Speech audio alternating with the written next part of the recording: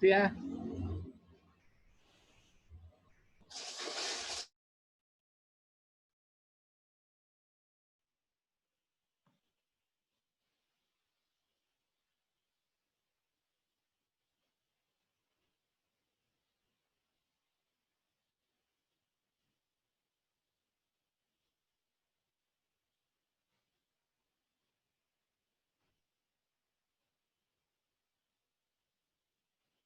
Muy buenos días con todos, bienvenidos, bienvenidas. Qué gusto tenerlos nuevamente acá después de este pequeño intervalo que tuvimos de 15 días. Un poco también nos ha servido para hacer una separación entre el trabajo del primer bimestre y el trabajo del segundo bimestre que empezamos oficialmente hoy, ¿no? Entonces, pues espero que estén muy bien y que tomemos esta segunda parte del semestre, tanto en esta materia como en general en todas las materias que ustedes estén tomando, con la misma energía, con la misma actitud positiva, con el mismo ánimo de sobrellevar las circunstancias especiales y sobre todo de sacarle el mejor provecho, ¿no?, a todas las asignaturas. Así es que en función de eso, como siempre, el día de hoy vamos a dividir la clase en dos partes. En la primera parte vamos a cerrar el estudio que iniciamos del capítulo más pequeño, que es el capítulo del tema de mejoramiento de calidad de software y el tema de GQM. Y en la segunda parte vamos a iniciar el último capítulo de la materia, el capítulo número 5, que habla de ingeniería de pruebas de software. Así es que vamos a la orden con eso. Entonces voy a compartirles mi pantalla, o bueno, antes de eso más bien, y antes de olvidarme, ayúdenme por favor con las manos electrónicas para tomar asistencia porque nos faltan algunos compañeros y siempre necesito tener el registro. Gracias, me está faltando Andreita, por favor, y nadie más. Esperamos un ratito, Andrea, si puedes alzar tu mano, por favor, para saber que estás ahí. Gracias. Entonces, denme un segundito. Y ahora sí estamos. Nos faltan algunas personas, pero bueno. Listo, muchísimas gracias. Pueden bajar sus manos. Entonces, ahora sí les voy a compartir mi pantalla para entrar al aula virtual. Un segundo acá.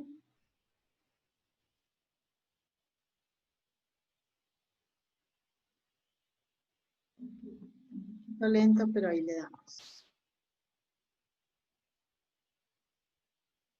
Entonces, como ustedes recordarán, abrimos el capítulo 4. En el capítulo 4 habíamos planteado un esquema diferente de trabajo a través de unos videos seleccionados sobre las temáticas que necesitábamos trabajar. Está un poco lenta mi conexión. En un ratito no sé si es mi conexión o es el audio. Casi estoy bien. Acá se paró.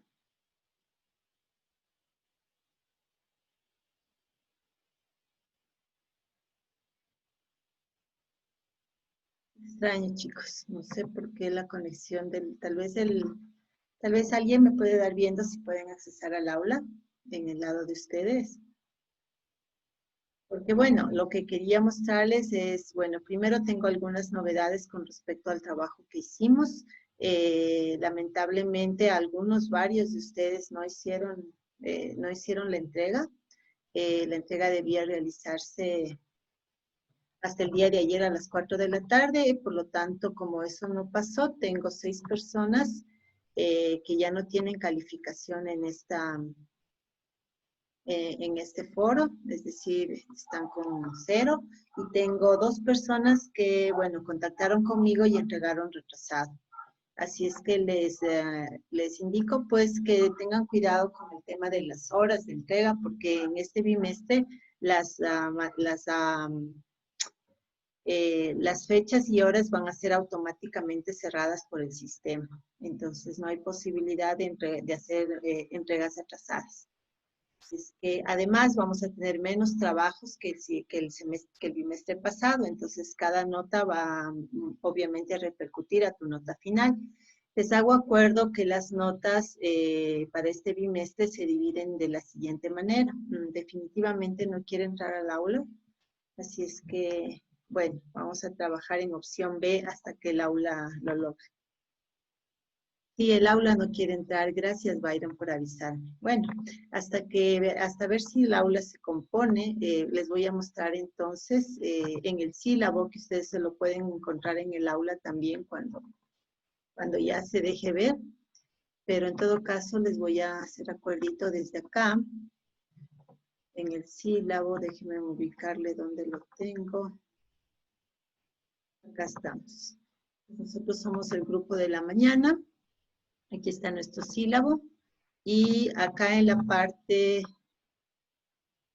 de las evaluaciones, aquí está. Podemos ver, recordar cómo está el tema en el segundo bimestre, ¿no? En el segundo bimestre vamos a tener un examen muy parecido al examen del primer bimestre en cuanto a estructura, pero obviamente sobre las temáticas tanto del primero como del segundo bimestre. Es un examen acumulativo, eso van a ser 3 puntos a la materia. Luego, como saben, en este bimestre ya no hay proyecto, perdón, y lo que tenemos es más bien trabajo de laboratorio. Entonces, hoy día vamos justamente a revisar el primer laboratorio. De hecho, creo que vamos a empezar por ahí, dado que el aula virtual no nos está colaborando, porque quería que revisemos las respuestas de los foros. Pero bueno, los laboratorios es 3.5 de tu nota, y esos son informes individuales. Entonces, el laboratorio que vamos a plantear el día de hoy lo tienes que entregar hasta el próximo lunes a las 4 de la tarde. Luego, igual vamos a tener, asimismo, no muchas tareas individuales, que son otros 3.5 puntos, y eso te da tus 10 puntos, ¿no? Entonces, cada tarea que no entregues o entregues atrasada, evidentemente va a influir en tu nota del segundo bimestre. Por un lado. Por otro lado, recuerden que la idea de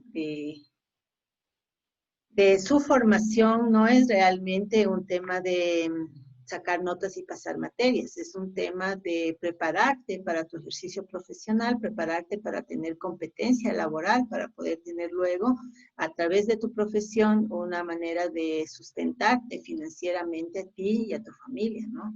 Entonces, más allá de las notas, hay que pensar también en la formación. Por eso es que les recomiendo sacar el mayor provecho, insisto, de las materias que están tomando. En cuanto a la bibliografía, ya que estamos aquí, mostrarles cuál va a ser el libro de texto que vamos a trabajar en esta última parte, en este último capítulo. Entramos con el libro Fundamentos de Pruebas de Software, que ustedes ya pueden encontrar el enlace en el aula virtual. Es un libro en formato EPUB, que tú puedes descargar cualquier visor de EPUB localmente o puedes verlo también desde el navegador, ¿no? Los autores son Res Black y mi amigo Gary Rueda, que es el representante de Bolivia ante el ISTQB. Entonces, este es el libro que vamos a utilizar como base.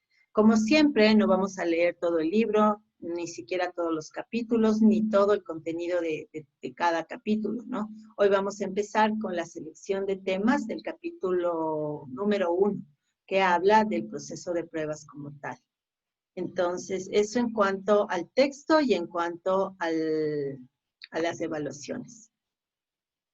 Hagamos un último intento, si no cambiamos el orden de la clase, para ver si el aula se deja. Me da aquí algún error de estado desconocido. Les cuento que de hecho tuve problemas para ligar los trabajos al Turnitin, y por lo tanto los trabajos de esta semana van a ser directamente subidos sobre el Moodle. Ya no van a ser en Turnitin. También me dio algún error de conexión o algo así. Bueno, pues en vista que no hay aula, entonces vamos a continuar con lo que nos corresponde. Quisiera entonces mostrarles a mano lo que va a ser el inicio de la parte de ingeniería de pruebas de software, ¿no? Entonces, esta primera parte la vamos a llevar de acuerdo al sílabo o contenido que propone el ISTQB. Entonces, en el aula virtual está un conjunto de diapositivas, que es el que les voy a mostrar ahorita directamente desde mi compu. Ah, ya vino el aula. Veamos si se deja. Oh, está muy lento, así es que le vamos a dejar descansar un rato y les voy a mostrar acá las diapos que de todas maneras ustedes las pueden accesar después, ¿no? Entonces, este es el primer conjunto de diapositivas de este tema y como ustedes ven, habla de la introducción a esta organización llamada ISTQB, que es el International Software Testing Qualification Board. Entonces, ¿qué es esta organización? Pues es una asociación sin fines de lucro, es una asociación creada en Europa, específicamente en Bélgica, y está formada básicamente en un esquema de voluntariado por personas que son considerados expertos o practicantes de la industria de testing de software a nivel mundial. Entonces, todos los que colaboramos con ISTQB hacemos un trabajo de voluntariado en realidad. ISTQB maneja un esquema mundial de certificaciones y es actualmente la organización reconocida como la más importante en el tema de software testing, en lo que a certificaciones se refiere y por lo tanto lidera también el tema en lo que es cuerpo de conocimientos y avances, ¿no? Este es el esquema general de certificaciones, pero voy a abrir más bien en el sitio, directamente en el sitio web. Entonces, tú te vas a istqb.org, que está ahí en las diapositivas. Este es el sitio web de ISTQB. Entonces, aquí pueden encontrar ustedes toda la información acerca de las certificaciones que existen. Ya vamos a hablar de eso en un momento. Cómo dar los exámenes, que por lo general, de hecho, son siempre en línea, pero ahora por las condiciones pueden ser dados en línea desde tu propia casa. Y sobre todo les recomiendo la sección de downloads, donde te puedes descargar una serie de documentación referente a todo lo que es el tema de pruebas, ¿no? Y para preparación para las certificaciones. Entonces, quería explicarles primero cómo funciona. Este es el mismo cuadro que está en las diapositivas, pero lo estamos viendo acá en el sitio web directamente. Entonces, nosotros vamos a ubicarnos, bueno, como ustedes ven, hay tres grandes líneas, ¿no? La línea de ágil, la línea básica o central y la línea de especialización. Pero todas esas tres líneas parten de un solo punto, que es el CT, el Certified Tester. Entonces, el contenido de esta certificación es el contenido que nosotros vamos a estudiar en parte en este último capítulo, ¿sí? Entonces, una vez que tú, y que es lo que cubre básicamente el libro de Black y Rueda que vamos a utilizar como libro de texto. Entonces, una vez que tú apruebas esta certificación a través de dar el examen y obtener obviamente la nota mínima para ser certificado, tienes la opción de continuar tu proceso de formación de certificaciones en varias líneas. Si te vas por la línea ágil, lo siguiente será sacar la certificación de Agile Tester, que sigue siendo una certificación de nivel fundamental, pero ya especializada para entornos de desarrollo ágil. Y lo siguiente, la certificación de nivel avanzado, que se llama Agile Technical Tester, o la persona de pruebas, el profesional de pruebas ágiles en la parte técnica. Entonces, esta es una línea de trabajo. La otra línea es la línea central de la misma CT del Certified Tester.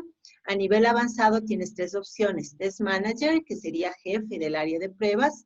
Test Analyst, el que hace el análisis de los requerimientos de pruebas. Y Technical Test Analyst, el que hace el análisis de cuáles son las técnicas de pruebas que se pueden utilizar. Entonces, esas son tres certificaciones de nivel avanzado. Y luego, de nivel experto, tienes dos opciones más. Test Management, que viene a ser el gestor o gerente de pruebas en una organización, es decir, el jefe de los jefes de pruebas. cada jefe de prueba trabaja a nivel de un proyecto de desarrollo, ¿no? Mientras que el test manager es el que controla toda la parte de pruebas dentro de la organización para todos los proyectos. Y esta, que es muy interesante y tiene que ver justo con el capítulo previo, que es Improving the Test Process, que es mejorar el proceso de pruebas. Es decir, cómo proponer cambios en el proceso como tal para hacerlo mejor. Ese es el lado core. Y finalmente, en el lado especialista, una vez que tú tienes la certificación CT, tienes algunas posibilidades de especialización. Por ejemplo, Model-Based Tester, pruebas basadas en modelos, Usability Testing, Automotive Software Tester para hacer pruebas de software para vehículos no tripulados, Gambling Industry Tester, pruebas de software para todo lo que es juegos en línea, Mobile Application Testing, Performance Testing, pruebas de desempeño, y Acceptance Testing, pruebas de aceptación. Entonces, cada una de estas es una certificación especializada, ¿no?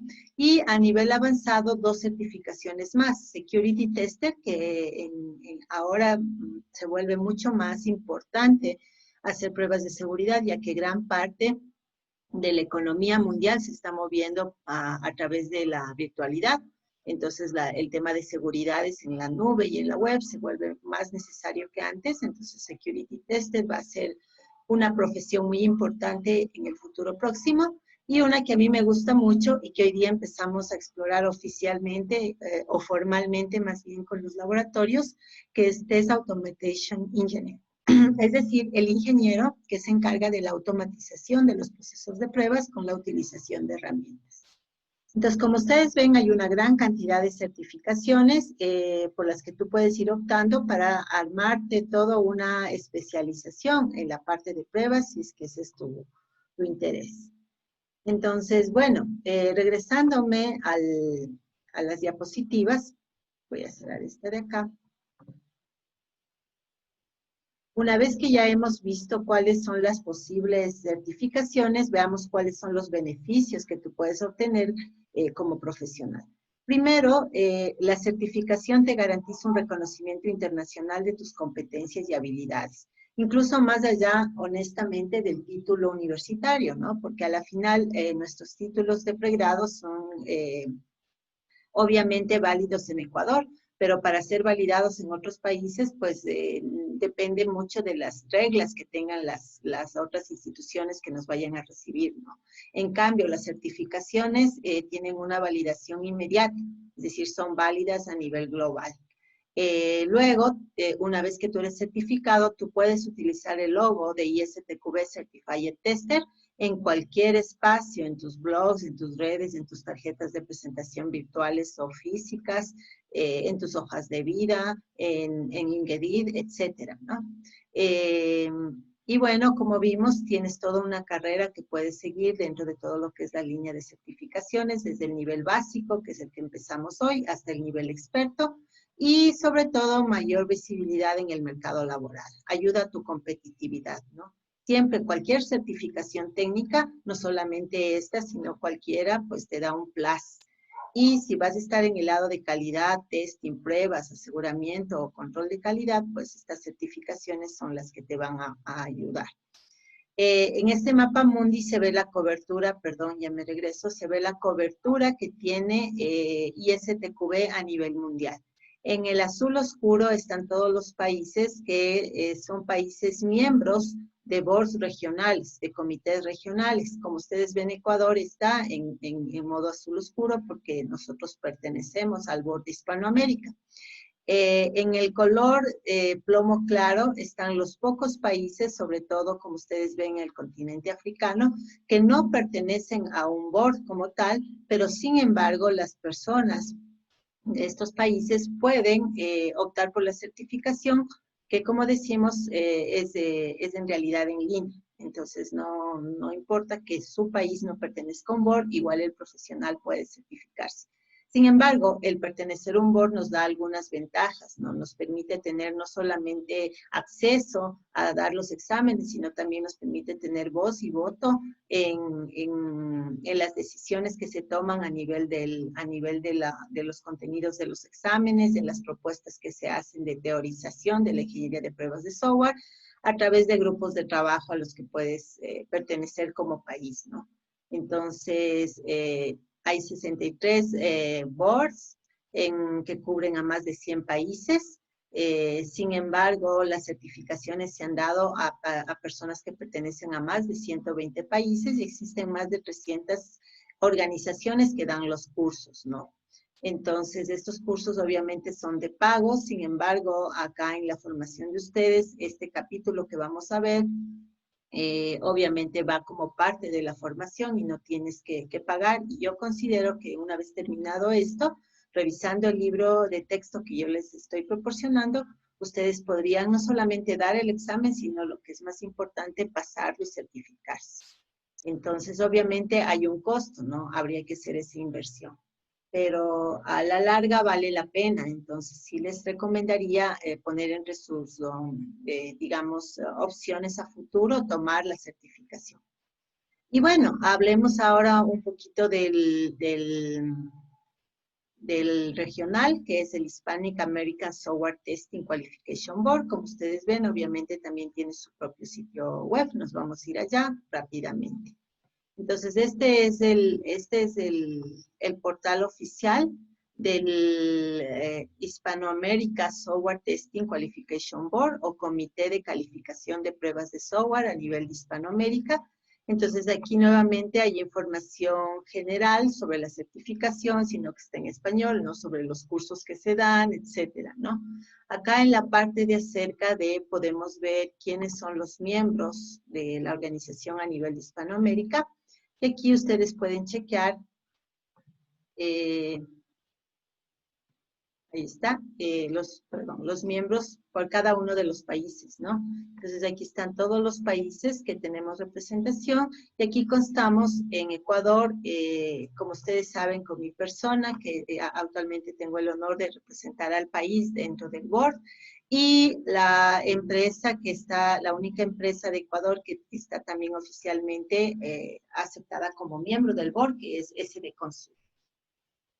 Entonces, ese es como estamos organizados a nivel de país para poder aportar a nivel de Hispanoamérica y para poder aportar a nivel global, que sería la organización de ISTQB.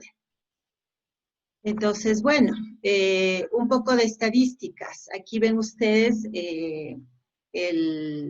la cobertura que tiene la organización a nivel de nuestro continente. Estamos desde México hasta Chile y Argentina, cubrimos prácticamente todos los países de la región, a excepción de Brasil y Guyanas, que forman su propio comité regional, dado digamos, la amplitud y el tamaño de la industria de software en Brasil, sobre todo, y también por temas de idioma, ¿no?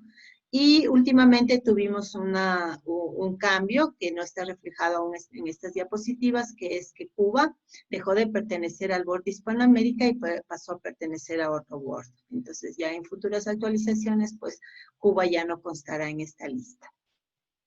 Esta es una estadística de cómo están distribuidas las certificaciones de testing de software a nivel de Hispanoamérica.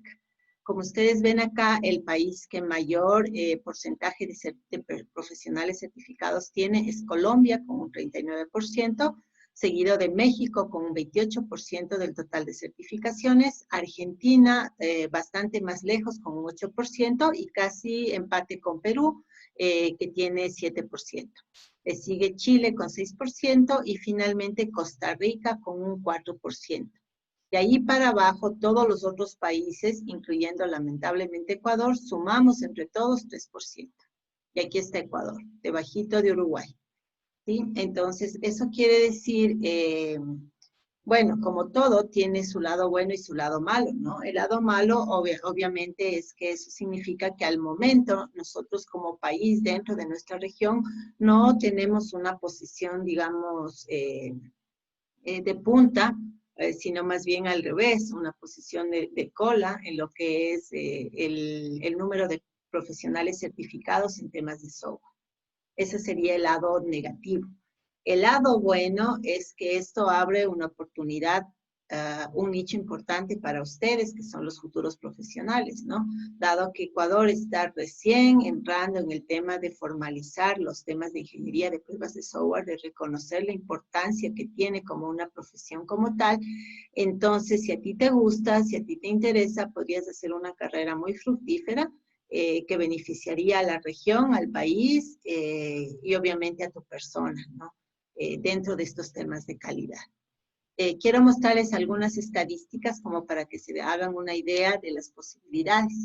Esto de acá muestra el número de certificados de personas certificadas por cada uno de los tipos principales de certificaciones. Esto está a nivel de toda Hispanoamérica, ¿no? Entonces, en toda la región de Hispanoamérica, en la certificación CTFL, que es el Certified Tester, el que estaba en la base, ¿no? El primero, existen 4.400 personas certificadas a nivel de toda la región, que es un número no grande, pero sí bastante bueno, ¿no? Más de 4.000 personas certificadas en toda la región. Pero noten la diferencia al siguiente nivel, que es quien decide optar por una segunda certificación, que en este caso es TM, que es Test Manager, es decir, para ser jefe de pruebas. Entonces, a pesar de ser la segunda más popular, apenas son 179 profesionales en toda Hispanoamérica que tienen la certificación de Test Manager. ¿Sí? Y de ahí para abajo, pues los números siguen bajando. AT es Agile Tester, solamente hay 36 personas en toda la región certificadas como testers de Ágil. Este es Test Analyst, 28, y este es el Technical Test Analyst, que es por el cual yo estoy queriendo optar, que solamente hay 6 personas certificadas en toda la región.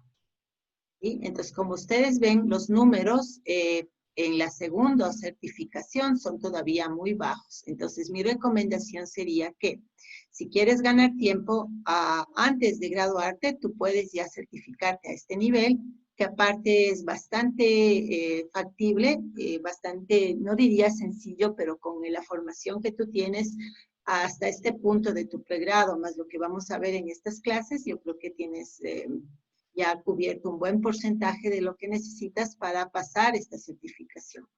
Y luego, apenas te gradúes o a la par de que te gradúes, pues optar por alguna de las certificaciones que todavía son escasas en la región. Eso te va a dar una mejora en tu posición laboral frente a otros profesionales. Y finalmente mostrarles un cuadro que ya no está disponible en la web, pero que lo capturé hace un poquito más de un año, en que se podía ver, ahora por cuestiones de privacidad se pidió que este tipo de consultas se retiren, pero antes sí se podía ver por país y certificación los nombres de las personas, ¿no? En este caso les estoy mostrando la captura de lo que es Agile Tester en Ecuador. Hasta hace un año solamente eran 2 personas, quienes ustedes ven aquí en pantalla. Yailin García, que es la directora general del área de calidad de software del SRI. No, miento, de Movistar. De Movistar, sí, de Telefónica. Y Héctor Lord, que no tengo el gusto de conocer. Entonces son las 2 únicas personas en el Ecuador que tienen la certificación de AGIL. Entonces, yo les pregunto a ustedes, les propongo más bien, ¿qué tal que tú pases a formar la lista de las 10 primeros profesionales del Ecuador que tienen una certificación oficial como ingeniero de pruebas ágiles? ¿Sí? Podría ser una opción interesante. Entonces, de eso se trata este estudio que nosotros vamos a hacer, de irnos ubicando primero en nuestra formación. Luego de que esa formación especializada en pruebas de software te permita a través de las certificaciones tener una mejor oportunidad laboral y que luego a través de tu ejercicio laboral tú puedas apoyar a avanzar la industria de software en el Ecuador y en la región, que es algo que estamos necesitando. Para ello quisiera mostrarles, ya que empezamos por acá, algunas estadísticas adicionales que nos proveen algunas de las investigaciones que hace STQB. Este, por ejemplo, es un reporte que se saca cada 2 años. Entonces, el último disponible es del bienio 2017-2018 y a inicios del 2021 seguramente saldrá el reporte de los años 2019-2020 que estamos cursando. Entonces, este reporte se llama Worldwide Software Testing Practice Report o reporte de prácticas de pruebas de software a nivel mundial. Entonces, he sacado para ustedes un par de estadísticas interesantes. Primero, acá podemos ver la distribución mundial de esta investigación. Como ustedes ven, la mayoría de las personas que han respondido a esta investigación se encuentran en América del Norte, en Europa y en Asia, porque en la India, sobre todo, está muy desarrollado la formalización del tema de calidad en la industria de desarrollo de software, ¿no?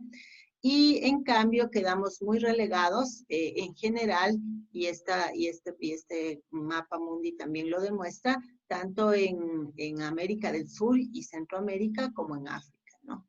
Entonces, incluso en esta investigación en particular, África tiene un poquito más de participación que nuestra región. Y bueno, Oceanía no cuenta mucho porque su porcentaje está dado también por su, digamos, por la cantidad de poblacional, ¿no? Oceanía es un continente muy poco poblado y solamente tiene 2 países, Australia y Nueva Zelanda. Entonces, realmente no es comparable en proporción con el resto del mundo, ¿no? Pero por acá sí que nos podemos comparar y sí que podemos ver la diferencia de nosotros que estamos a este nivel con los otros países que están en el nivel de acá. Mayor razón aún para echarle hombro y hacer minga para ir avanzando la ingeniería de software en general y la ingeniería de pruebas de software en particular. Esta lámina de acá la puse porque me permite mostrarles a ustedes cómo está moviéndose la evolución en los temas de ciclo de desarrollo de software. Para nosotros es fundamental entender cómo funciona el desarrollo de software para poder realizar pruebas sobre el software que está siendo desarrollado, ¿no? Para poder hacer aseguramiento de calidad. Entonces, aquí en el círculo pequeño puedes ver la estadística del reporte previo, que fue de los años 2015 y 2016, y en el círculo más grande, pues de la estadística actual. Entonces, hablando de ciclos de vida, el que mayoritariamente se lleva el uso, la utilización son los ciclos de vida ágiles, ¿no? Por ejemplo, Scrum, Kanban, Sprint Programming, entre otros, ¿no? Entonces, para este año es el 79%. Mientras que en el reporte anterior fue el 69%, es decir, que en 2 años ha habido 10 puntos de ganancia en preferencia. Eso significa que está aumentando la cantidad de proyectos de desarrollo de software que se realizan a través de modelos ágiles. Tomen en cuenta ese dato para sus futuras decisiones profesionales y también para el estudio que vamos a hacer, ¿no? Luego, le sigue con un 43% todo lo que sería la utilización de modelos secuenciales, estilo cascada y modelo B. Entonces, uno pensaría que el modelo cascada, al ser un modelo que data de la década de los 70 del siglo pasado, sea un modelo ya inexistente. Sin embargo, en la realidad, empresas a nivel mundial, y ustedes vieron que la mayoría que contesta son de Europa, de Estados Unidos, de la India, siguen utilizando el modelo cascada, ¿sí? En un 43%, que no es despreciable, ¿no? Significa que 4 de cada 10 empresas utilizan algún tipo de modelo cascada. Sin embargo, noten el movimiento, ¿no? En el reporte previo, 2 años antes, este porcentaje era 53. Entonces, ha disminuido en 10 puntos, que coincide con los 10 puntos que ha subido acá. Eso significa que las empresas sí han estado migrando de modelos secuenciales hacia modelos ágiles. Y es lo que nos está diciendo esta información. Es la manera como estamos interpretando estas métricas, ¿no? Luego, veamos un par de estadísticas más. Y aquí viene lo que les quiero contar como novedad. En realidad lo que está surgiendo no es una disputa entre ágil o secuencial o ágil o tradicional, que esa es una disputa ya, digamos, un poco antigua, porque entra una tercera propuesta en el ring, que es los modelos híbridos. Entonces, un modelo híbrido que está representado por este porcentaje de 26% es un modelo que utiliza al mismo tiempo elementos ágiles con elementos prescriptivos o secuenciales.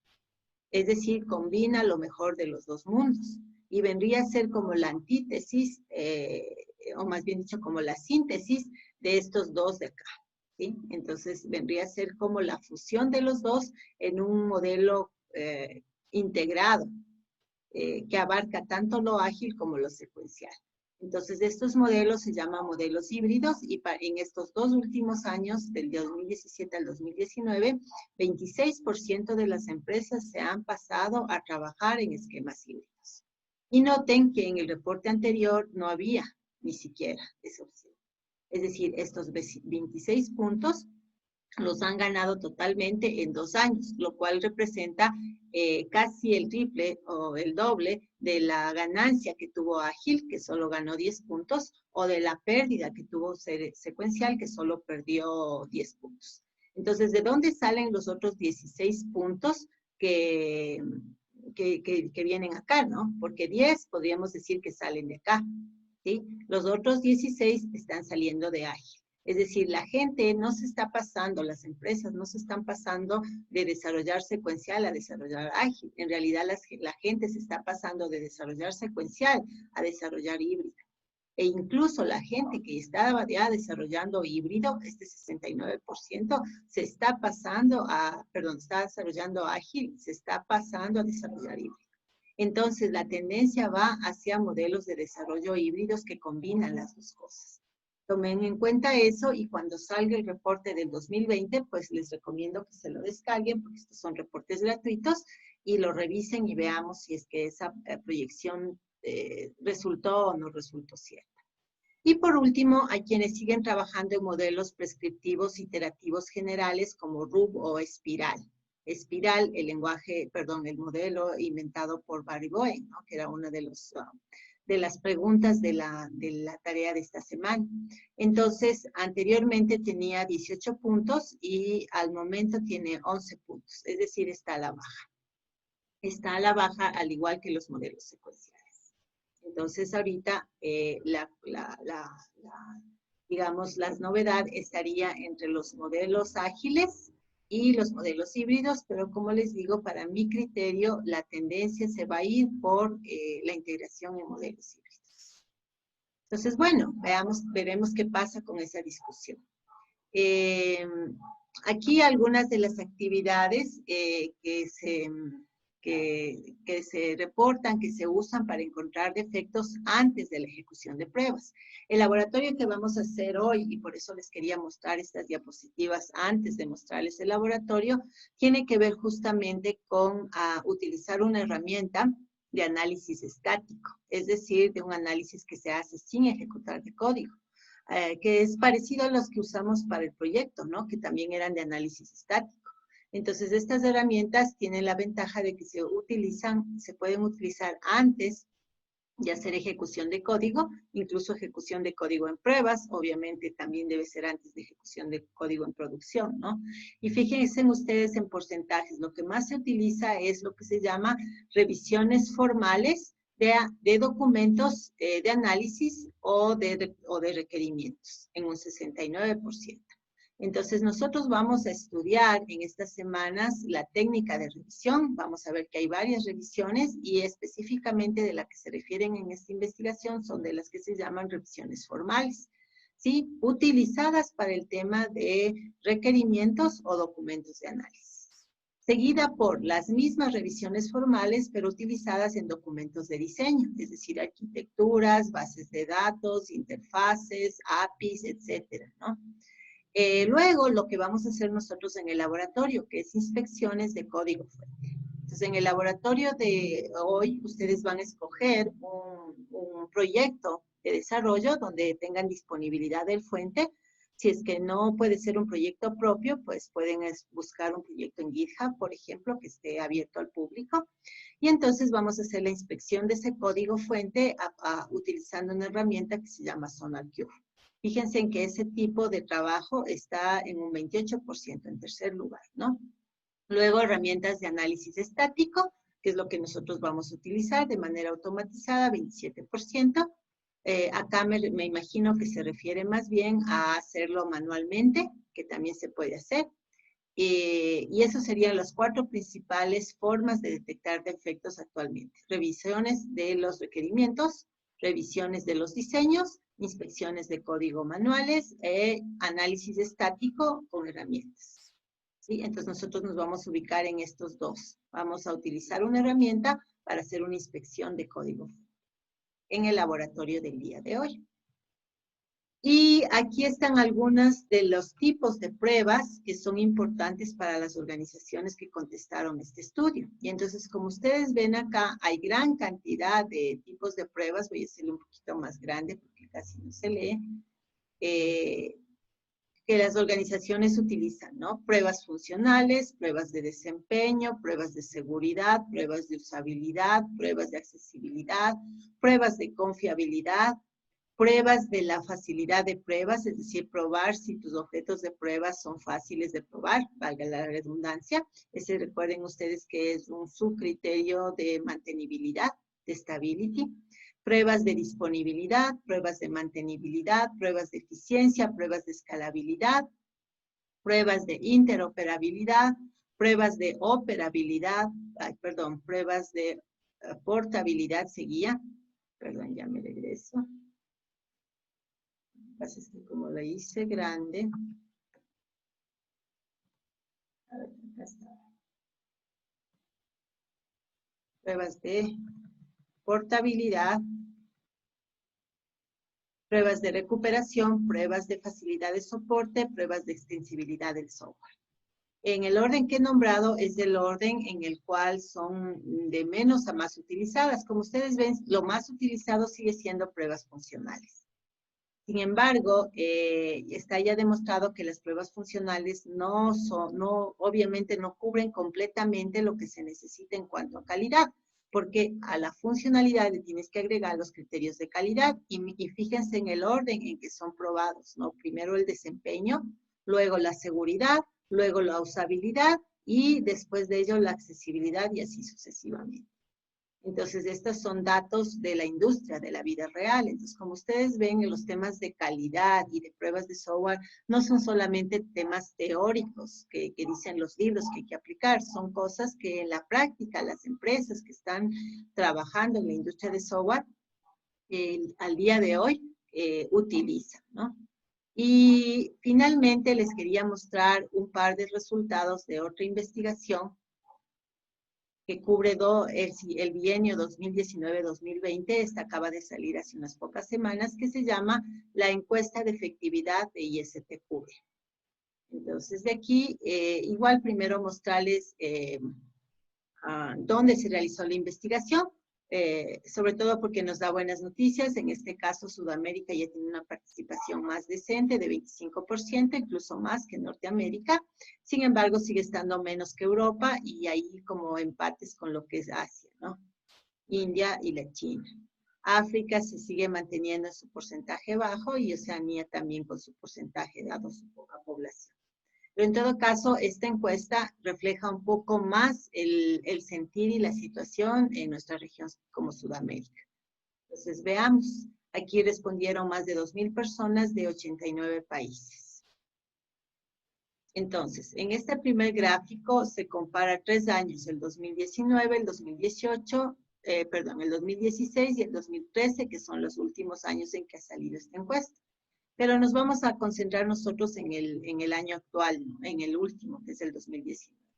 Entonces, de aquí básicamente te están diciendo el tamaño que tienen las organizaciones de testing o los equipos de calidad dentro de las empresas que desarrollan software, ¿no?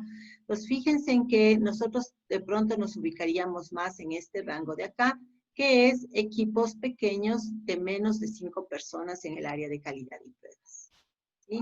Y el porcentaje, no estamos solos, es 23%. Es decir, casi la cuarta parte de las empresas tienen equipos pequeños de calidad. Aquí vemos el porcentaje de 5 a 10, que es 16%, de 10 a 25, 19%, de 26 a 100, el 19%, y aquí nuevamente en equipos de más de 100 personas, que son equipos grandísimos de calidad, 23%. Entonces, fíjense en que los números más altos están en los extremos. O las empresas hacen muchísimo en calidad y tienen más de 100 personas trabajando en ello, o las empresas hacen lo mínimo en calidad y tienen menos de 5 personas trabajando en ello. Entonces, ahí entre esos dos extremos se cubre prácticamente la mitad del escenario general.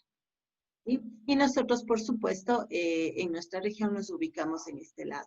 Yo no conozco en Ecuador ninguna empresa que tenga más de 100 personas haciendo solo calidad. Conozco casos en México y en Colombia, pero no sé de otros países de Latinoamérica, la verdad. Y en Ecuador definitivamente no hay. SD Consulting, que es la empresa que más se dedica a calidad acá en Quito, yo creo que debe estar en este rango, de 10 a 25. Y sería tal vez, como ustedes vieron, la empresa como más representativa en el tema de calidad acá en el país. Y bueno, ya para ir terminando, se les preguntó a las personas cuál fue su motivación para obtener una certificación ISTQB.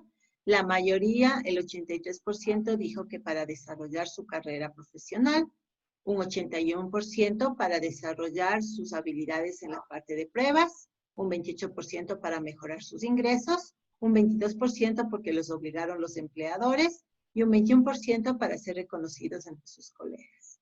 Y entonces estas son las 5 principales razones por las cuales las personas optan por una certificación. Yo diría quedémonos con las 3 primeras, ¿sí? Desarrollar tu carrera profesional, adquirir mejores habilidades en la parte de pruebas y mejorar tus ingresos.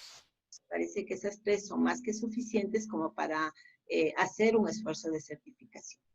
Y finalmente se les preguntó si recomendarían a aquellos que ya tenemos la certificación, si nosotros recomendaríamos a nuestros colegas que la tomen. Y el 92% de las personas dijimos que sí, mientras que el 8% dijo que no. Entonces, la gran mayoría de los que hemos estudiado y pasado la certificación de nivel fundacional, la que vamos a estudiar acá en este módulo, pensamos que sí vale la pena que un profesional de nuestra área la estudie y la tome.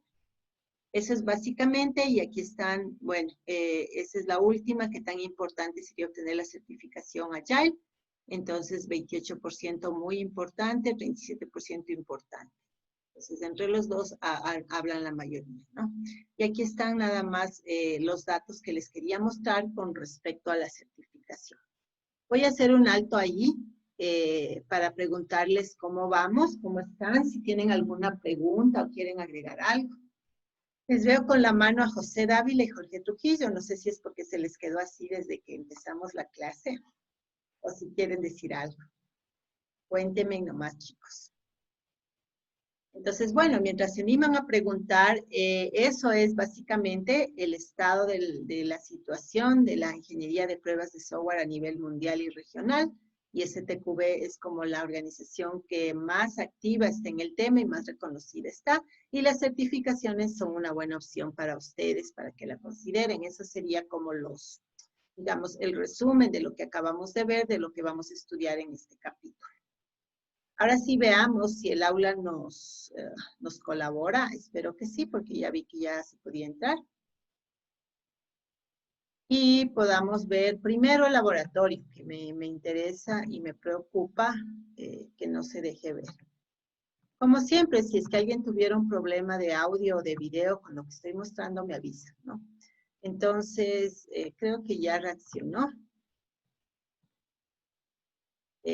Aquí tienen ustedes el capítulo 5. Es el capítulo de pruebas de software. Y entonces las diapositivas que acabamos de ver, el enlace al libro de texto que les comentaba, De una vez, y antes de olvidarme, el deber en la parte conceptual es la lectura del texto. Vamos a leer el libro de las secciones 1-2 a las secciones 1-4.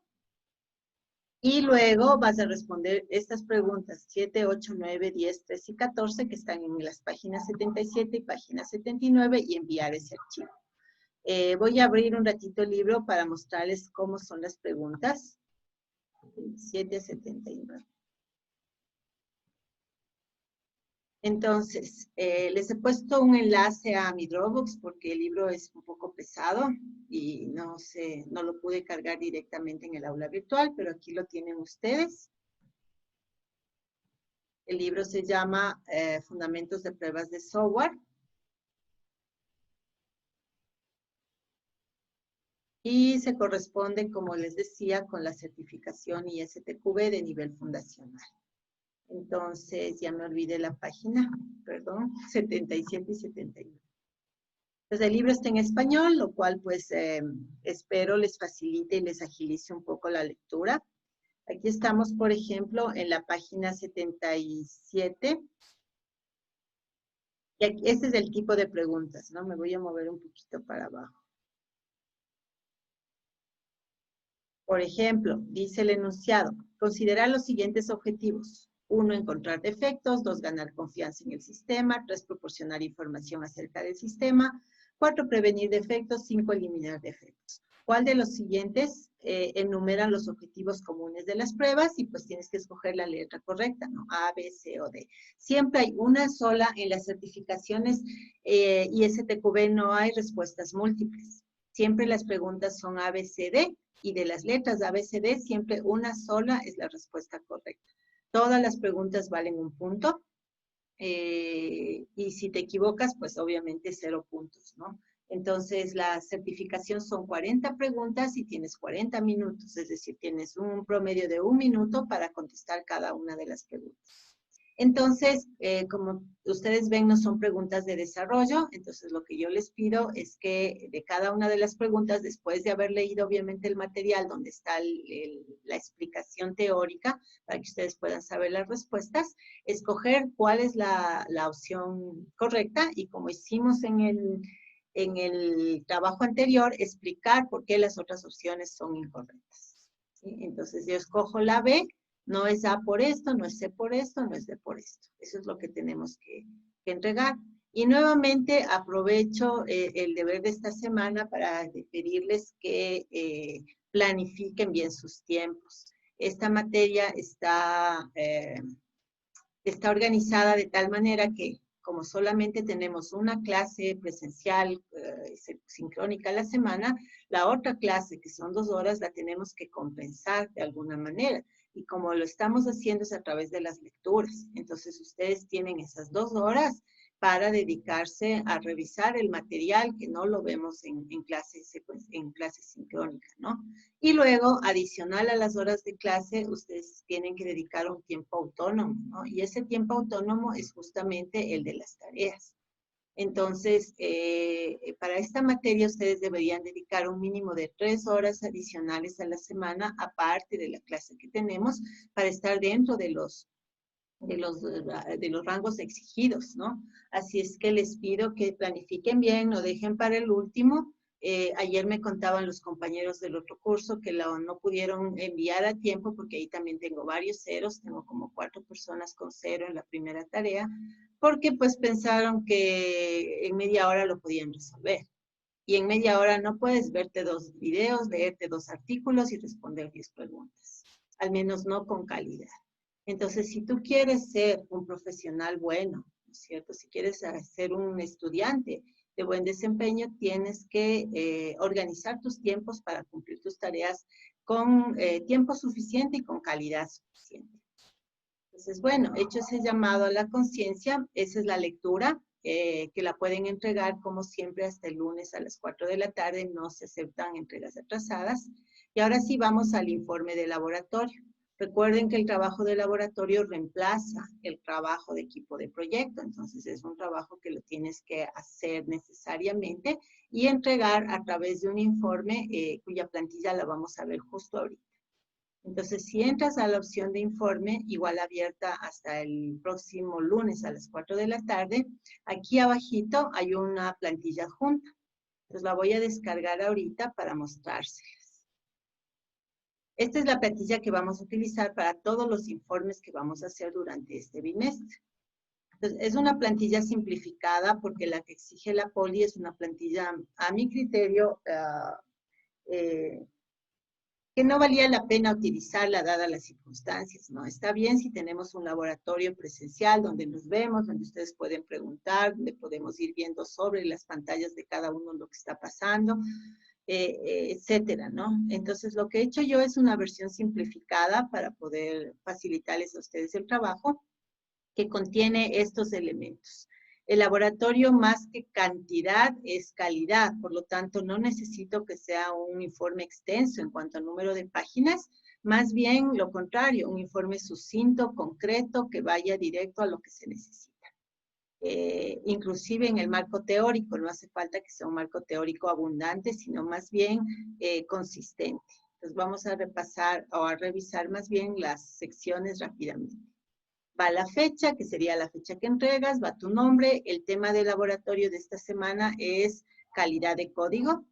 Objetivos, uno o más con un verbo en infinitivo. Por ejemplo, tu primer objetivo podría ser evaluar la calidad de un producto de software, la calidad del código de un producto de software utilizando la herramienta SonarQube.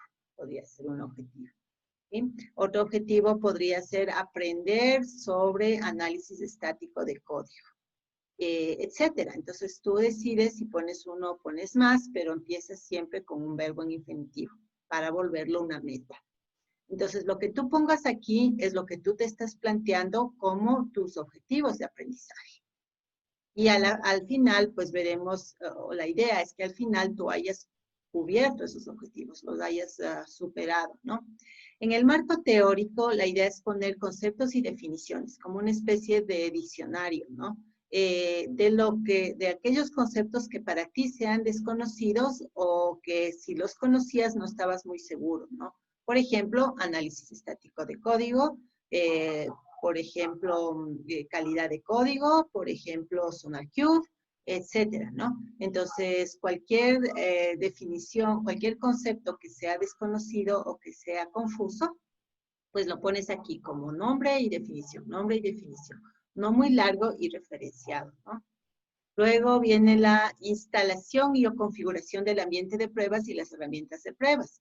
Entonces, en algunos laboratorios habrá que instalar cosas, en otros habrá solo que configurar, ¿sí? En este caso, te voy a dar las dos opciones. Si tú gustas, instalas localmente y si no, solamente configuras un acceso en la nube, que es la forma más sencilla de hacer el laboratorio de esta semana.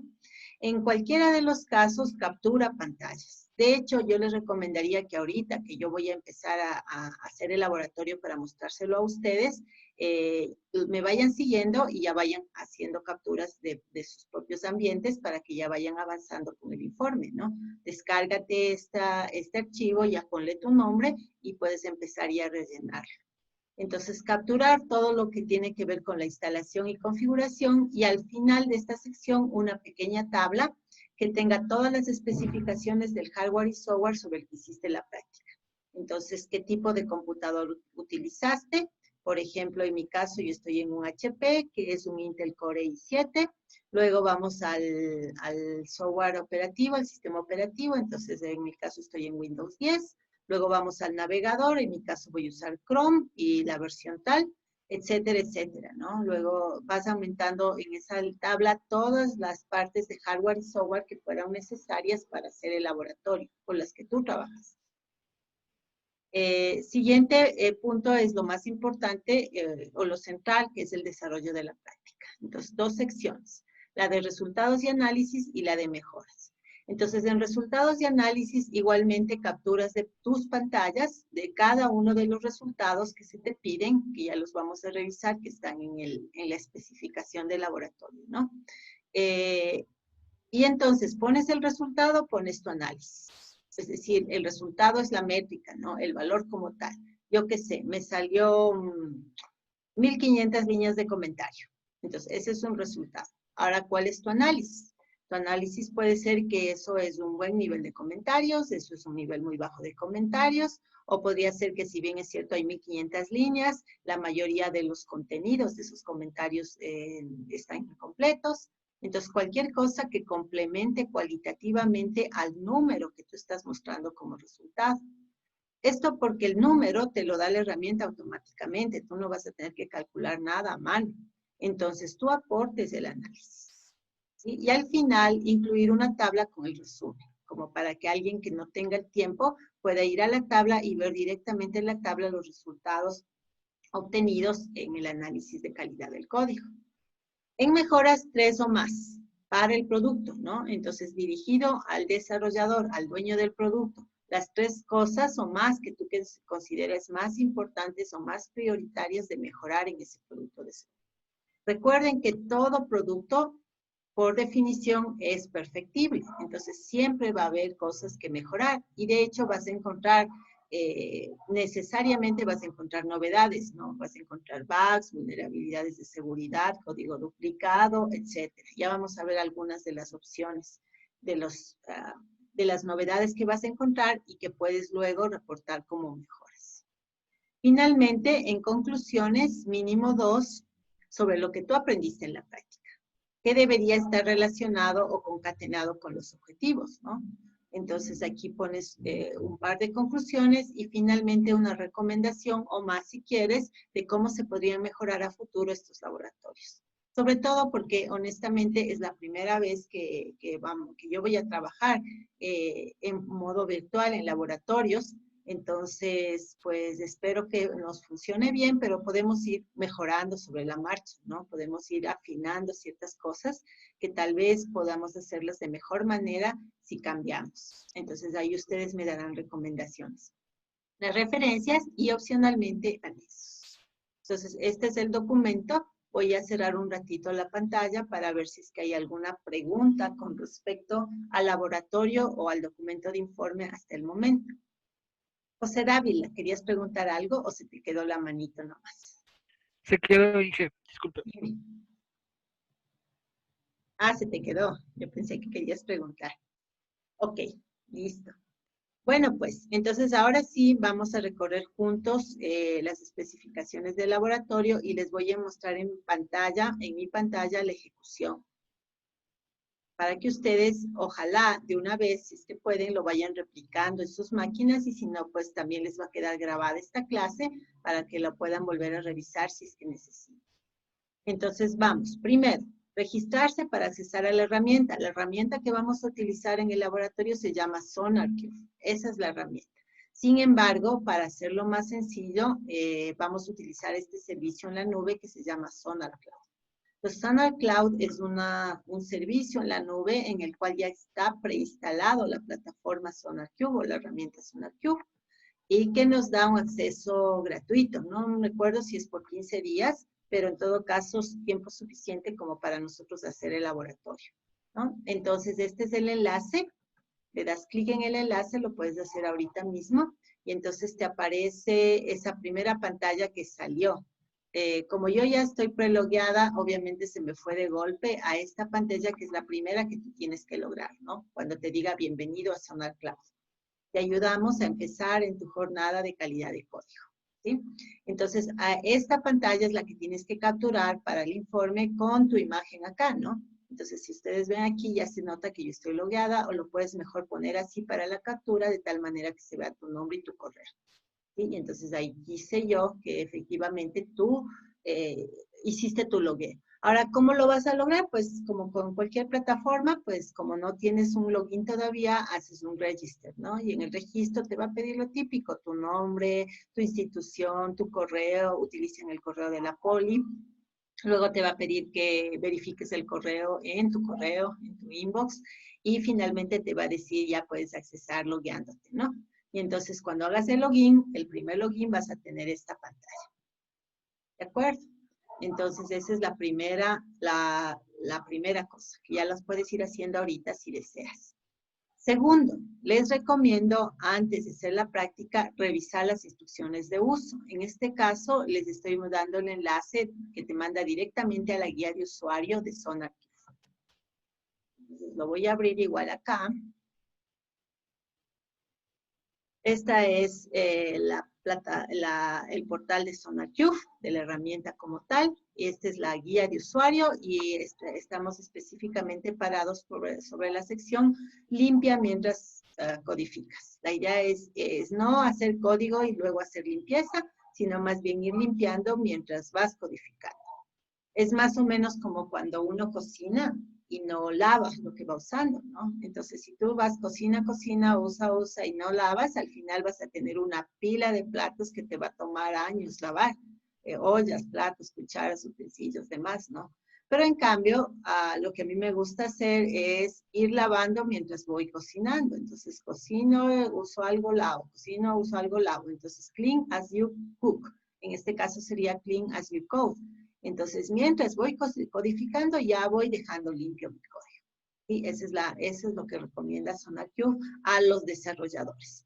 Pero como sabemos, los desarrolladores no nos van a hacer 100% caso de este consejo y nos va a tocar a nosotros entrar como gente de testing, como gente de calidad, a hacer este análisis, ¿no? Entonces, aquí tienen ustedes todas las indicaciones de todo lo que vamos a utilizar y se lo deberían revisar antes de hacer la práctica para pues tener una mejor comprensión, ¿no? Por ejemplo, una de las cosas que yo les pido es la medición del Quality Gate. Entonces aquí le das clic en Quality Gate y te sale la explicación, ¿no? Entonces un overview de lo que es el Quality Gate, cómo se usa, y aquí cómo te salen los resultados. Entonces aquí, por ejemplo, está mostrando cómo para este plugin que han corrido, que es de Jenkins, ha logrado pasar. Entonces está en verde y dice pasó.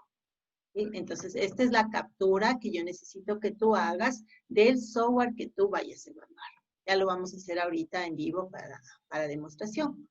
Entonces, léanse en el manual. Ese es la segunda punto, revisar las instrucciones de uso. Tercero, utilizar la herramienta para obtener resultados de un proyecto propio o de terceros en cualquiera de los lenguajes que soporta SonarQube. SonarQube soporta más de 30 lenguajes distintos, entonces no vas a tener problema en que SonarQube soporte los principales que puedes haber usado, ¿no? Python, Java, PHP, C#, C++, etcétera, ¿no? Lo que sí es importante para utilizar SonarCloud es que el proyecto como tal, el código como tal, está en GitHub o en GitLab. Entonces, si tú ya tienes algún proyecto que supongo que sí en GitHub, entonces ya directamente lo vas a poder usar como yo voy a mostrar ahorita. Y si no, te va a tocar subirle a GitHub. O si no, la otra opción es instalar SonarQube localmente y usar un proyecto que tengas fuentes también locales. Aquí están las instrucciones para instalar localmente.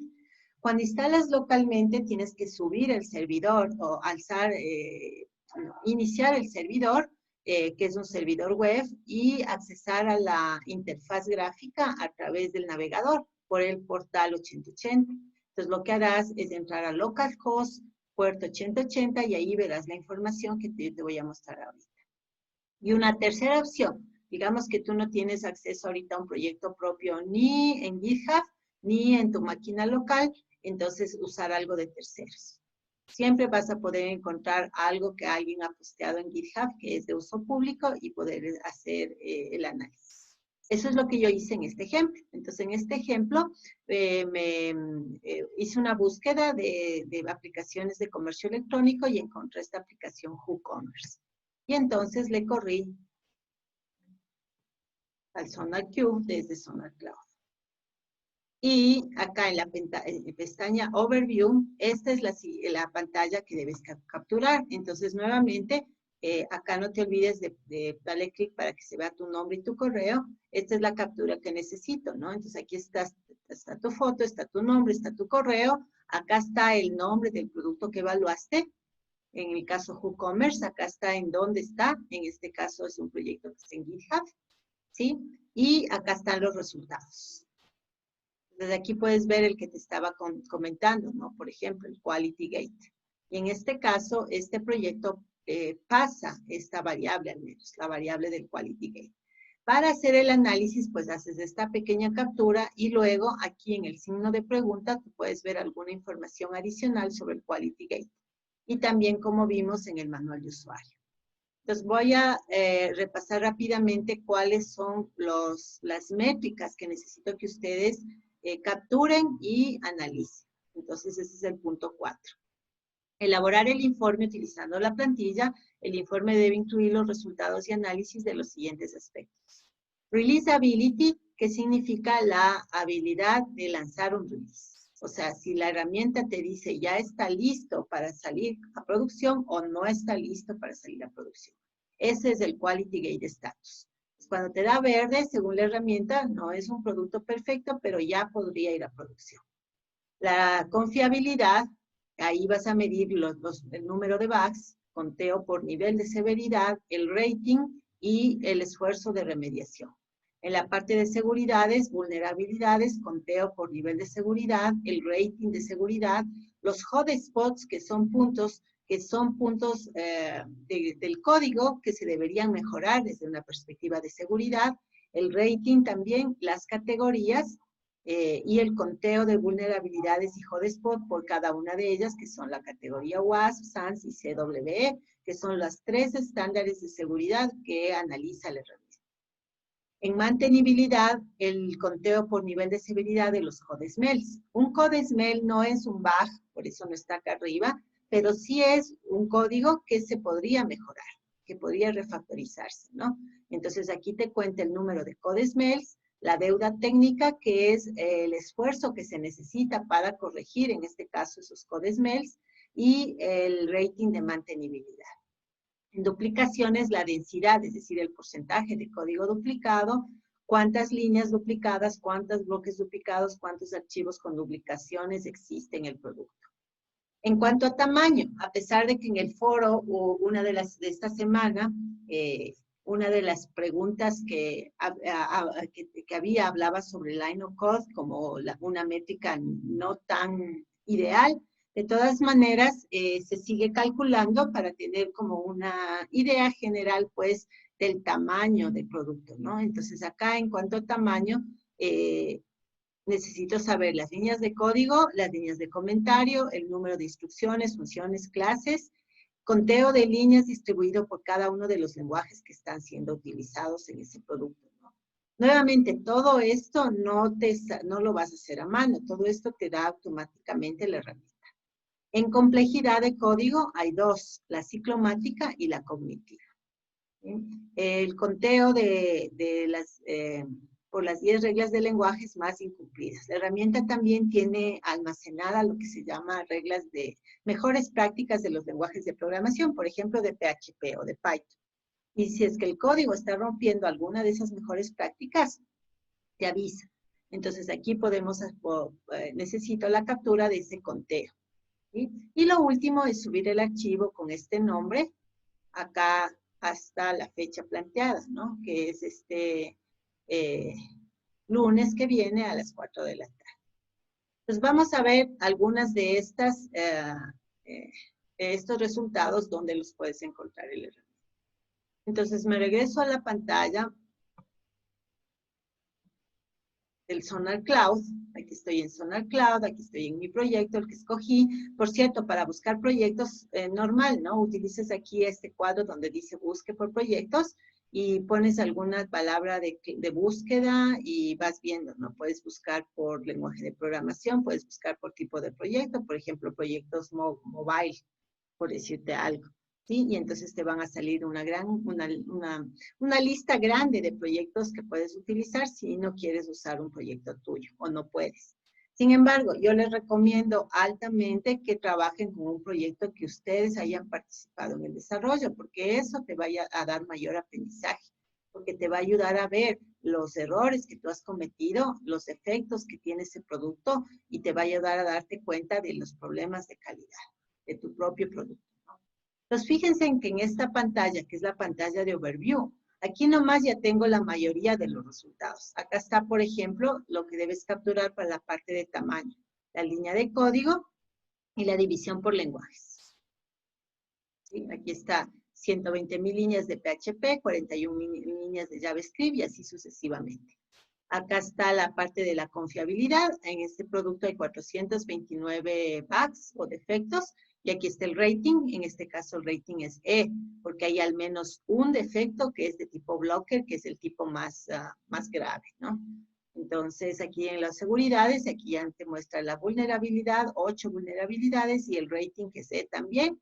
El número de hotspots, que son posibles riesgos de vulnerabilidad de seguridad, 153 en el código.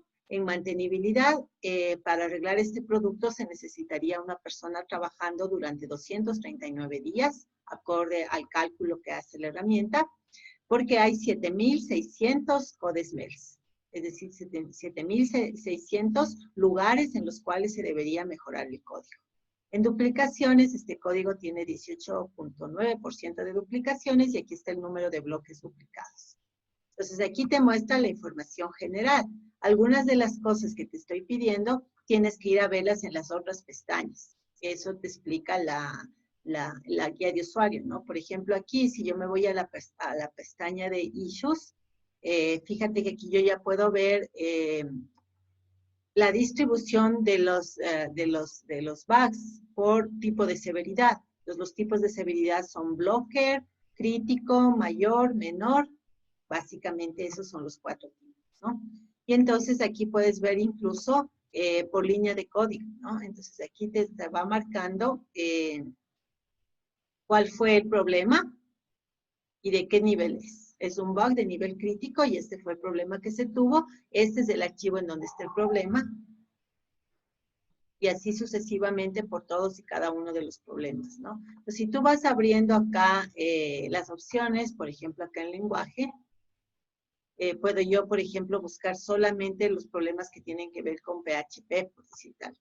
Aquí están los lenguajes, ¿no es cierto? PHP, JavaScript, HTML, entonces voy a decir que solo me muestre los errores de JavaScript. Entonces ahí está. O me muestre solo los errores de CSS, entonces ahí está. ¿Sí? Entonces si tú le das clic acá, te manda directamente al código. Mira, aquí ya estoy en el código del producto como tal, y me señala la línea de código en donde yo tengo el problema. Y me explica por qué eso es un problema y también cómo resolverlo.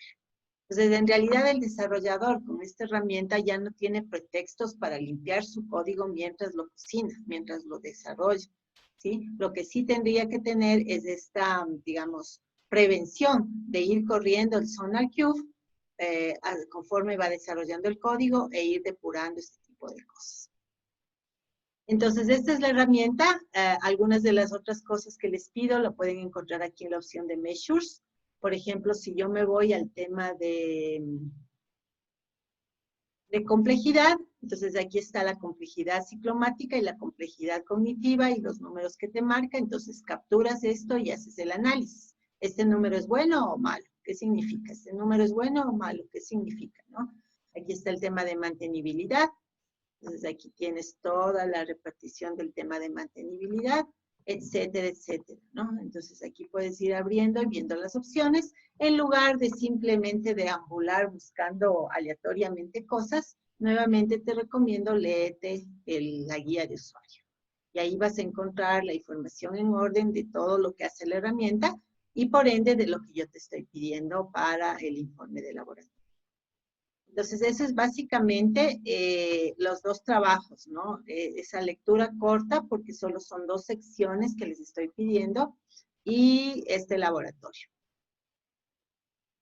Entonces, vamos a hacer ahí un alto. Si es que hay preguntas, con gusto. Y si no, de todas maneras, a lo largo de la semana, sea por el chat general o directamente a mi web, a mi WhatsApp, me pueden preguntar cualquier cosa.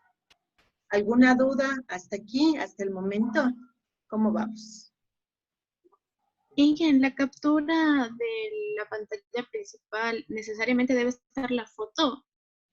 La foto no, pero sí tu nombre, tu correo, para poder saber que tu captura individual. Ajá. ¿Por qué no me pone la foto? No hay problema, no hace falta poner la foto, pero el nombre sí. ¿Alguna otra pregunta? Ok. Ok, entonces en este punto tenemos un poquito de tiempo. Vamos a hacer un pequeño alto antes de ir hoy nos tocó hacer al revés la clase, nos tocó hacer primero lo nuevo y luego pues, y ahorita quisiera sí, no quiero terminar hoy sin revisar lo de la clase anterior. Pero para hacer este cambio les voy a pedir que hagamos un pequeño ejercicio de los ejercicios que habíamos estado practicando el bimestre pasado. Porque es súper importante que tengamos recursos que podamos utilizar cuando las situaciones nos desborden, ¿no? Ahorita tenemos muchas problemáticas alrededor nuestro, algunas ojalá no tan cercanas, pero algunas definitivamente sí muy cercanas en nuestras propias familias. Pueden ser temas de salud, pueden ser temas financieros, pueden ser problemas de otro tipo o pueden ser varios de esos a la vez. Entonces, cada núcleo familiar estamos pasando por distintos tipos de situaciones, ¿no? Entonces, es importante aprender a mantener la calma y el optimismo a pesar de las tormentas externas, ¿no? Porque, como explican algunos maestros, cuando hay una tormenta fuerte, la superficie del océano se altera, ¿no? Las olas se levantan y el mar se pone bravo.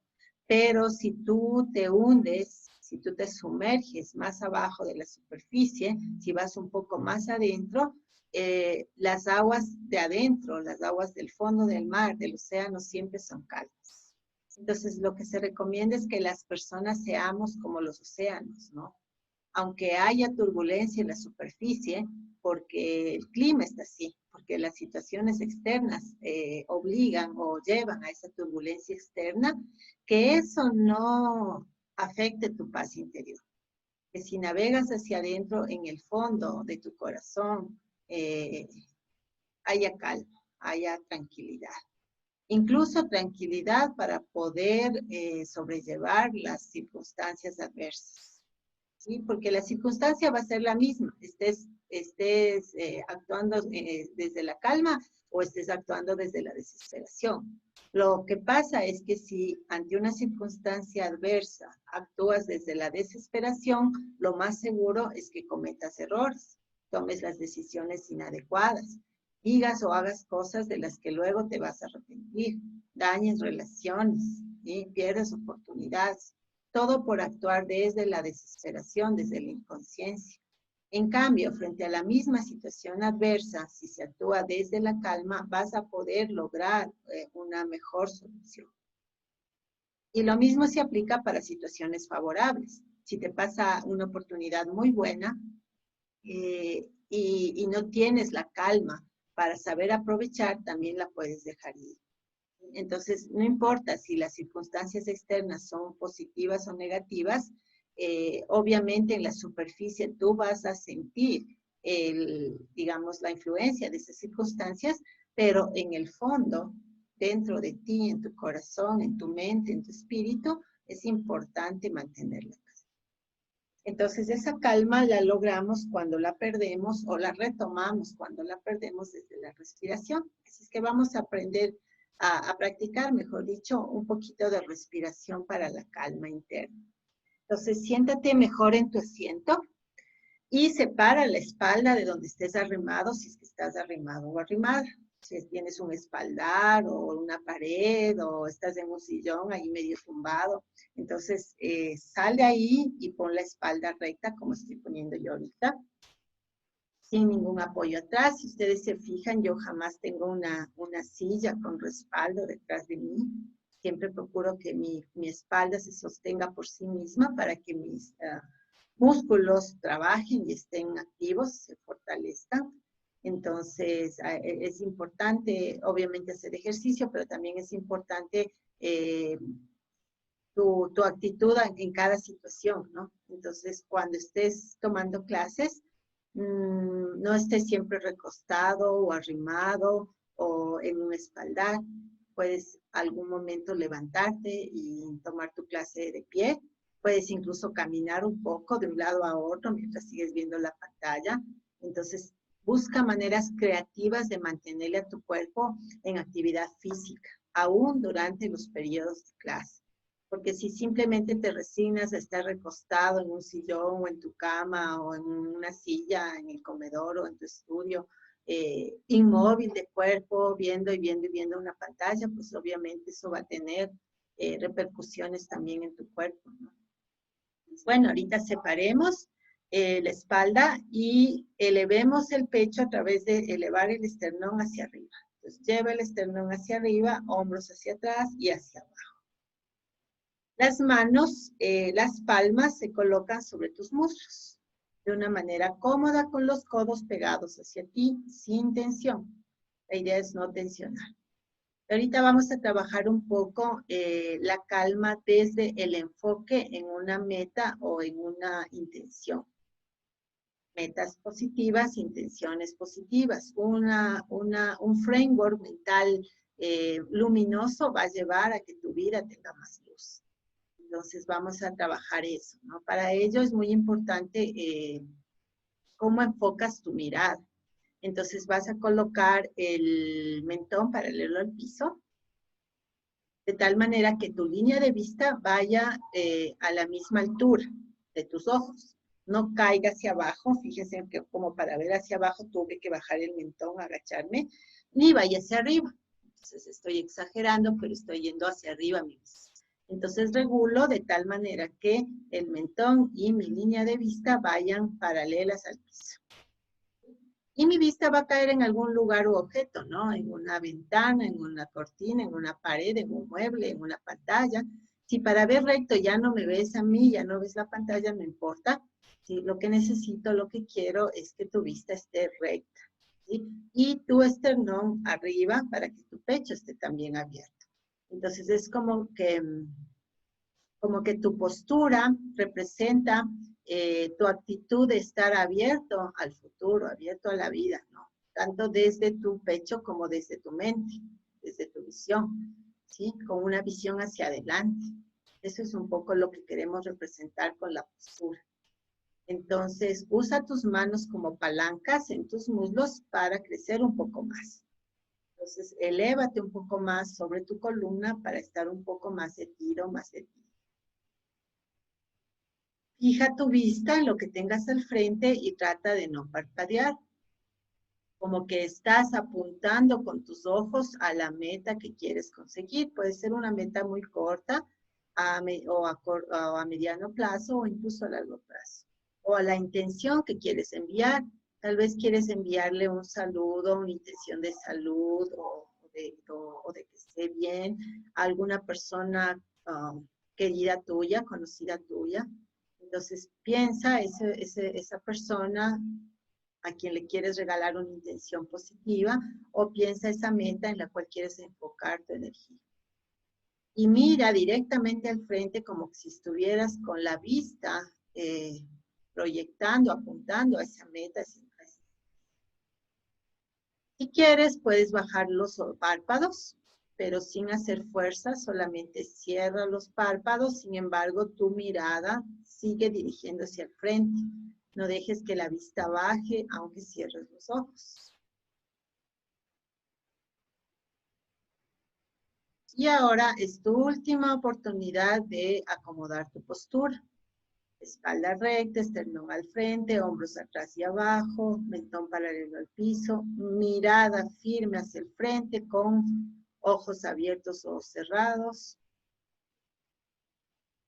Vas a quedarte en esta postura inmóvil durante el resto de esta pequeña práctica. Es importante quedarte inmóvil porque eso hace que toda la energía que tienes en este momento, toda tu energía vital, se concentre en ese objetivo o en esa intención y no se disperse porque estás moviendo una pierna, porque tus ojos están bailando para todos los lados, porque estás moviendo la cabeza. Entonces vas a dejar tu cuerpo totalmente inmóvil para que toda esa energía que tienes, por el solo hecho de estar vivo, de estar viva, se lleve, se concentre, se enfoque solamente en tu meta o intención. Vas a inhalar profundamente por la nariz y al inhalar vas a traer más energía del universo hacia ti. Del universo externo hacia tu universo interior. Inhalas y te energizas. Y esa energía la vas a mandar a la meta o a la intención cuando exhalas. Exhalas por la nariz y toda la energía que inhalaste, más la energía de tu cuerpo inmóvil, de tu concentración, la vas a poner en tu intención o en tu meta propuesta, lo que quiera que esto sea. Y repites, inhala despacio, llénate de energía externa. Y al exhalar, visualiza que juntas la energía externa que recibiste más la energía interna que estás recogiendo de tu cuerpo inmóvil y pones esa energía sobre tu meta o intención.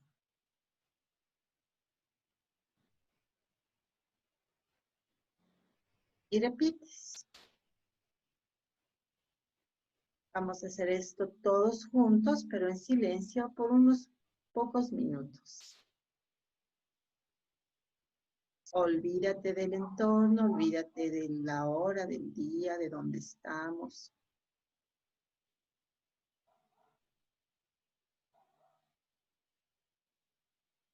Concéntrate en, al inhalar, traer a ti la mayor cantidad de energía.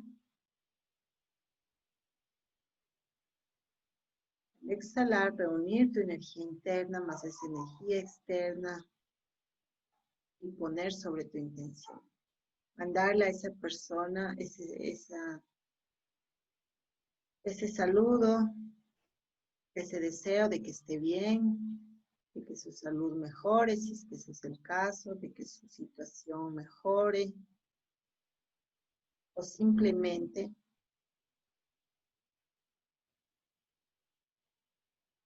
que sepa que le estás pensando, que le estás deseando el bien. Si es una meta personal tuya, igual.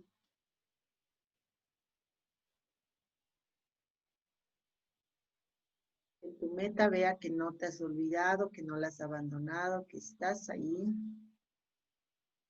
Que le pones intención, que le pones energía. Que la vas a cumplir.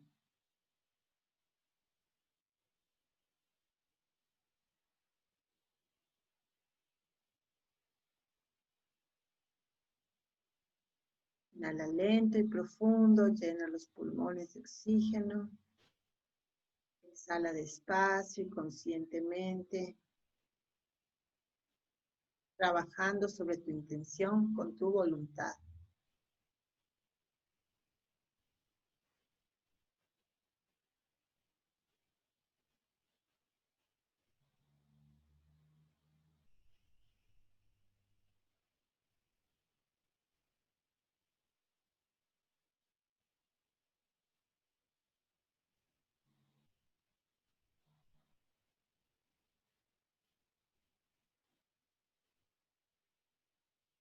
Mantén el cuerpo quieto, tu rostro sereno, tu vista directamente hacia el frente, súper enfocado, súper concentrado, concentrada.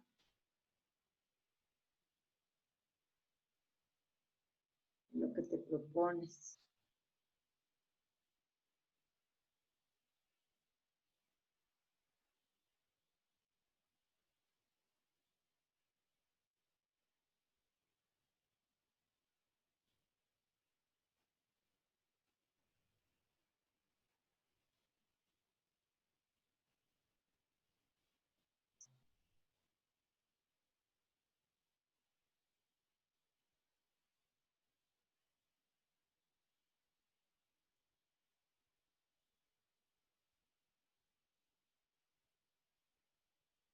Vamos a salir del ejercicio. Inhala profundamente. Llena completamente tus pulmones. Y con la exhalación puedes salir de la inmovilidad, abrir los ojos si los cerraste, desperezarte.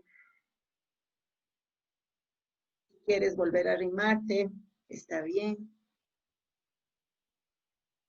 A veces basta unos minutitos de desconexión para reenergizarse y para poder ver la vida desde otra perspectiva, ¿no? Y si ya eres una persona optimista, pues para congratularte por esa naturaleza tuya de optimismo, ¿no? Y no dejarte vencer por las circunstancias o por los, digamos, eh, o por las vibras pesimistas que a veces las otras personas también tienen, ¿no? Entonces, tú puedes aportar al mundo de muchas maneras. Una de esas maneras es aportando con optimismo, con alegría, con energía positiva. Entonces, esa es un poco la intención de estos ejercicios. Espero que los usen cuando necesiten y también invitarles de paso. Nosotros tenemos bueno, yo colaboro con la DEPON, que es la Asociación de Profesores de la Poli, y nosotros tenemos un espacio comunitario que es unas clases de yoga todos los días que se dan a las 12, cuando puedan, cuando no tengan clase. De lunes a viernes de 12 a 1. Yo les voy a poner el enlace en el chat del curso. Son clases totalmente gratuitas, abiertas primero a la comunidad, pero también en estas circunstancias, pues ustedes tienen familiares, vecinos, amigos, gente que tal vez tenga posibilidad de conectarse durante ese horario cualquier día, no hace falta ir todos los días. Cada clase es autocontenida. Hay distintos profesores. 2 días se hace Hatha Yoga, 2 días se hace Kundalini Yoga, son distintos tipos de yogas y técnicas de respiración. El día jueves, desde esta semana, voy a dar yo la clase, así es que igual si alguien quiere venir y compartir conmigo una práctica de yoga, pues son igual bienvenidos. Entonces ya se las voy a poner más luego en la tarde el enlace. Es siempre el mismo enlace, así es que sería bueno que al menos una visita a la semana pruebes, y si pues el yoga te sirve, pues continúes, ¿no? Pero si no lo pruebas, no vas a saber. Si ya lo has practicado antes y ya no tenías dónde volverlo a hacer, pues esta podría ser una buena oportunidad. Ojalá que les sirva. Ah, y también hay otra práctica gratuita los días domingos, si es que entre semana te es imposible. Los días domingos de 8 a 9 también desde otro espacio se transmiten por Facebook y también por Zoom. Les voy a pasar ese enlace también. Entonces no hay pretexto, si no se puede de lunes a viernes, pues tal vez el domingo, madrugando un poquito de 8 a 9, puedes hacer una práctica. Nunca está de más movilizar un poco el cuerpo. Así es que bueno, déjenme ver cómo estamos de la hora. Tenemos unos 10 minutitos para revisar rápidamente el foro. Si es que no hay preguntas o algún comentario. Chévere, chicos. Espero que les haya ayudado un poco estos minutos de desconexión. Como ustedes ven, no se necesita nada, solamente uno mismo dedicar unos pocos minutos para tu propia tranquilidad. Vamos entonces a regresar, lo hicimos al revés hoy, al capítulo 4, métricas y mejoramiento del proceso de software. Como ustedes saben, aquí era solamente un solo foro, que ahorita ya está cerrado, por eso ustedes no lo pueden abrir, entonces lo voy a abrir yo desde acá. De todas maneras, ya le voy a quitar el cierre para que ustedes puedan volver a entrar a su foro y ver sus preguntas, sus respuestas. Pero por ahora, no era aquí. Ya me entré en un link que no era. ¿Dónde está? Aquí está. Métricas y mejoramiento del proceso. Listo. Entonces, le voy a pedir a Byron Pawai, por favor, si puedes abrir tu micrófono. Voy a abrir tu entrada para que nos ayudes.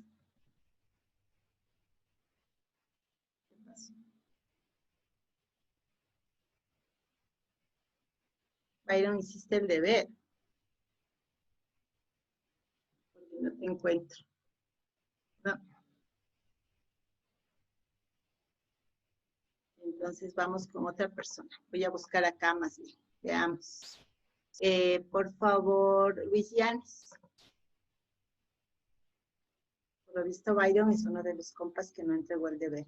Luis, ¿estás ahí? Sí, ya.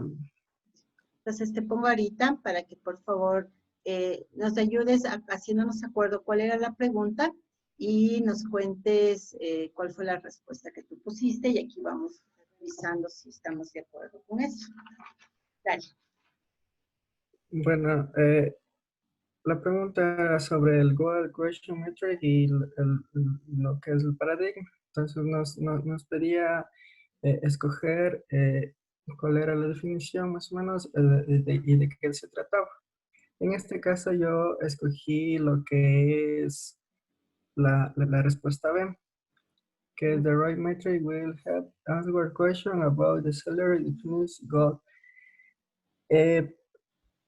Entonces no escogí lo que fue la primera, le puse que puede ser, pero se requiere cuantificar la información. No simplemente necesitamos realizar lo que es las preguntas y tener la respuesta, sino hay que hacer una recolección de los datos. Entonces, la C es incorrecta porque las métricas nos ayudan a tomar decisiones para alcanzar los objetivos. Similar al anterior, se necesita medir lo que son las preguntas. Y la D es incorrecta, ya que las métricas deben ser bien planificadas para que sus resultados sean confiables. Entonces no se puede hacer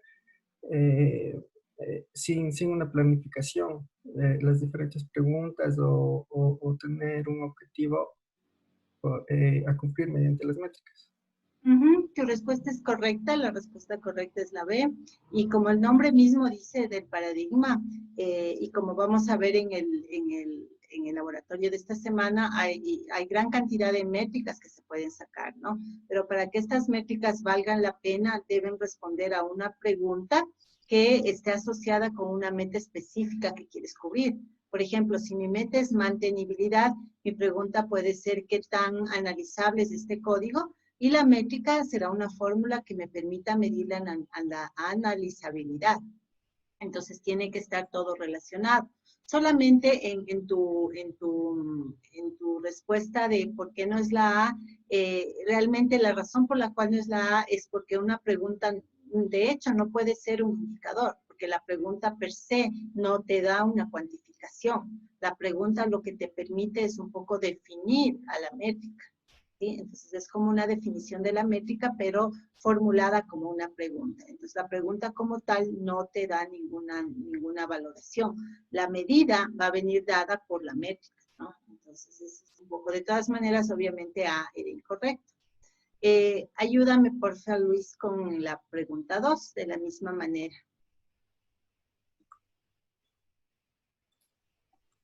A ver, la pregunta 2 nos decía que Carter ha estado contando la cantidad de defectos encontrados en un producto. Entonces, cada semana de los informes de los defectos, la semana... A ver, Carter ha estado contando la cantidad de defectos encontrados en un producto por semana y para lo que es los informes. Entonces, aquí lo que nos pedía es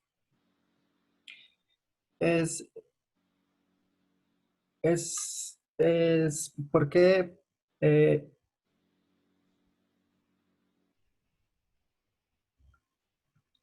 bueno, entre las opciones teníamos lo que son los indicadores, que es la opción A. Lo que no escogí esa opción porque nos dice que un indicador es solo un dato. Entonces, la opción B, que es una pregunta, no es una pregunta porque no nos proporciona datos que pueden responder, no nos proporciona datos que pueden responder a lo que es esa pregunta. Escogí la opción C, que lo que es métricas, y que fue la correcta, y no escogí la D porque nos dice que puede ser o sea, una medida, como nos dicen los defectos, por semana sería un conjunto de medidas y se traduce en una métrica. O sea, para hacer una métrica se necesitaría un conjunto de medidas y no solo una medida. Ujú. Para poder tener un análisis, así es. Entonces, en efecto, la respuesta correcta es C, porque con la unidad de efectos por semana, lo que vas a tener es la definición de una métrica. Ahora, cada semana tú vas a encontrar un valor, ¿no? Por ejemplo, la semana 1, 10 defectos por semana, la semana 2, 15 defectos por semana, la semana 3, 20 defectos por semana. Entonces, esos valores son las medidas, es el punto D. Y en efecto, tú vas acumulando estas medidas a lo largo del tiempo para poder hacer un análisis, ¿sí? Entonces, de la evolución, ¿no? En el caso del laboratorio, nosotros vamos a tomar como una foto, una instantánea en el tiempo del producto, ¿no? Entonces, el día que tú hagas la evaluación, esa va a ser la fotografía a través de las mediciones de ese producto en ese instante. Entonces, claro, si ya los desarrolladores le meten mano y le empiezan a mejorar, y cuando tú vayas a volver a revisar, pues ya va a tener otras mediciones. Y ahí podrías hacer las comparaciones y si se ha mejorado o no. Yo qué sé, la primera vez que me diste tenía 100 bugs, la segunda vez que me diste tenía 50 bugs. Entonces hay un 50% de mejora en cuanto a eliminación de bugs, ¿no? Entonces así funciona el análisis con la ayuda de mediciones. Pero la métrica como tal puede estar definida sin que existan todavía mediciones. Entonces, cuando Carter empezó, se definió que toda la semana él iba a contar el número de bugs por semana y los iba a reportar. Entonces, ya la métrica estaba definida, aunque todavía no se hayan hecho ninguna medición. Entonces, en efecto, la respuesta correcta es C. Gracias, Luis. De aquí retomo yo para la tercera, porque ahí te cuento que te equivocaste. Entonces, en esta tercera pregunta, esta persona, Horacio, le han pedido que lleve que vaya haciendo como el seguimiento de su equipo de desarrollo y que la manera como se va a hacer es a través de medir el número de puntos de historia por sprint. Los puntos de historia es una manera de dividir las historias de usuario, ¿no? Entonces, digamos que la historia de usuario X tiene 10 puntos, la historia de usuario Y tiene 50 puntos y así. Entonces, si la una tiene 10 puntos y la otra 50 puntos, significaría que la historia de 50 puntos es 5 veces más grande que la de 10 puntos, y requiere 5 veces más esfuerzo que la de 10 puntos. Entonces, puntos de historia es una manera de medir el tamaño de las historias. Se quiere, ¿no? Entonces, a Horacio le han pedido que vaya midiendo cuántos puntos de historia se logran en cada sprint. Entonces, él podría decir, en el sprint 1 llegamos a desarrollar 300 puntos de historia. En el sprint 2, 350 puntos de historia. Es lo que han quedado, ¿sí? Pero ahora, a la mitad del proyecto, digamos que eran 4 sprints y él le reportó 2 sprints, el cliente viene y le dice que ya no quiere que mida así. Ahora quiere que se mida la productividad del equipo usando horas por sprint.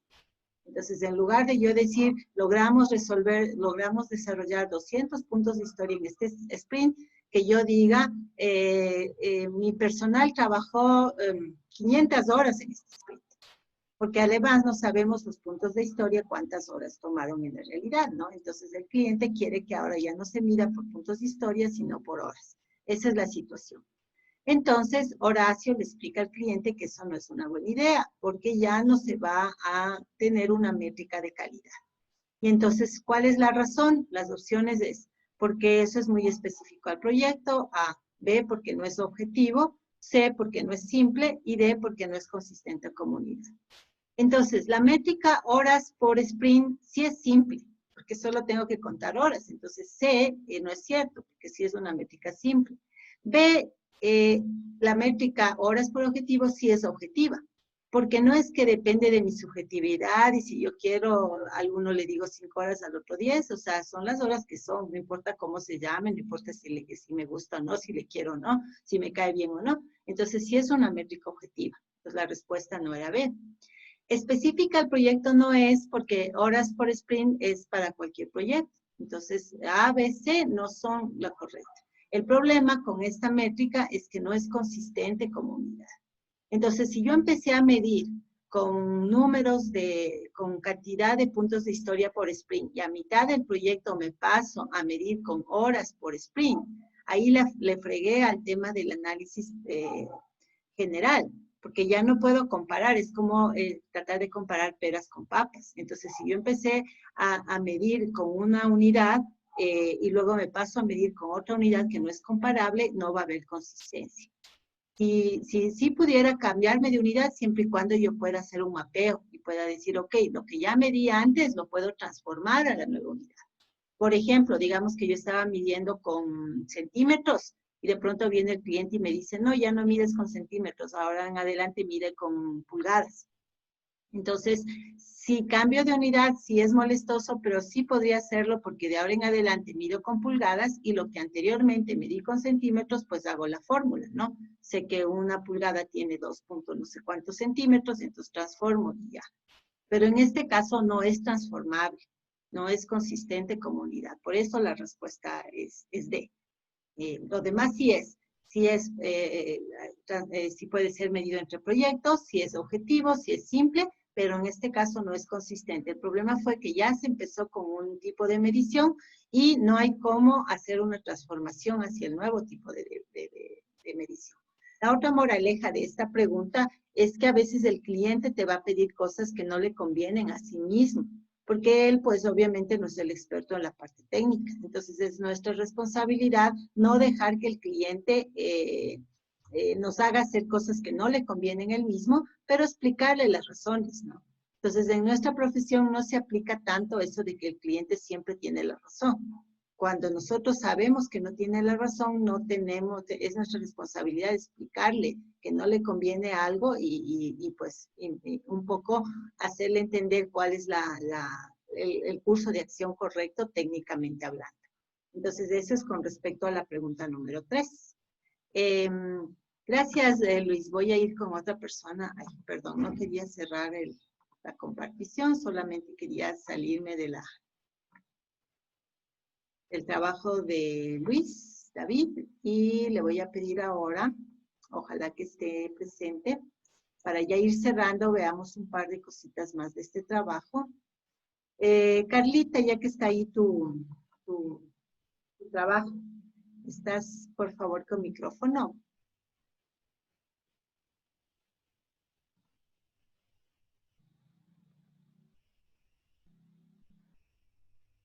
La Revelo, ¿estás por ahí?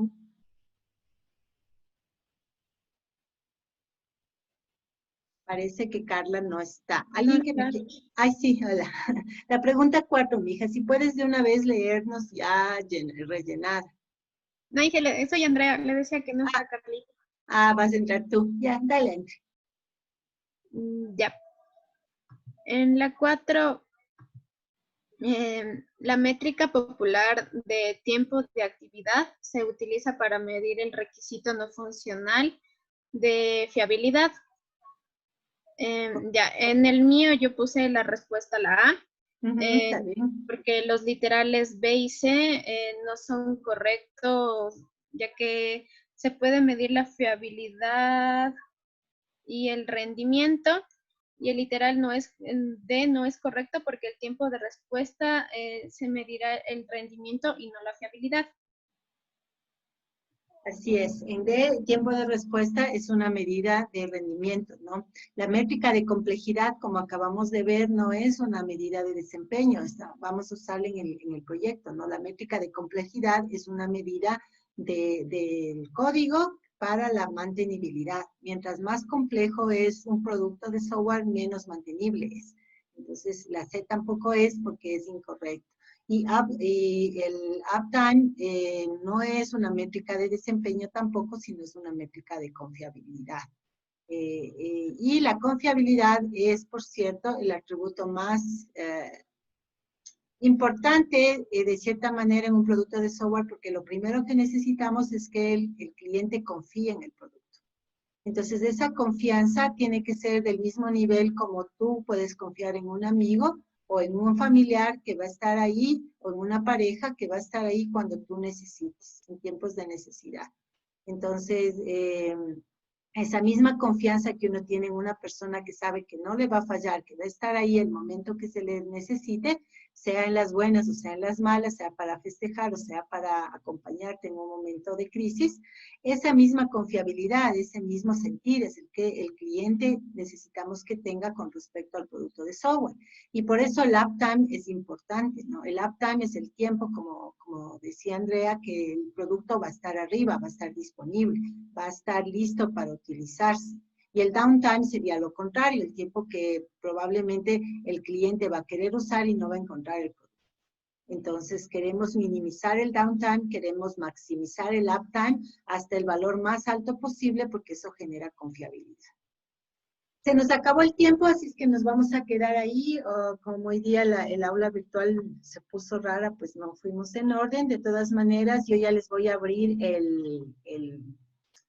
las fechas para que ustedes puedan volver a revisar sus respuestas y les voy a mandar sus calificaciones también a lo largo de la semana para que sepas dónde te equivocaste y dónde estuviste. Entonces, como siempre, para mí un gusto saber que están bien, verles acá en clase, aunque sea con los nombres, pero ya sé que están por ahí. Y ya, pues, que tengan una buena semana. Si hay problemas con los laboratorios, no duden en avisarme para yo poder ir solventando, mientras más pronto mejor. No dejen las cosas para el último. Recuerden que el aula virtual va a cerrar automáticamente el próximo lunes a las 4 el envío de tareas. Sin más, nos podemos despedir. Que tengan un buen almuerzo y una buena semana. Que estén muy bien. Hasta luego. Gracias, Inge. Hasta luego. Chao, Andreita. Chao, luego, Inge. Iron. Hasta luego, Chao, Inge. Ricardo. Que estén muy bien.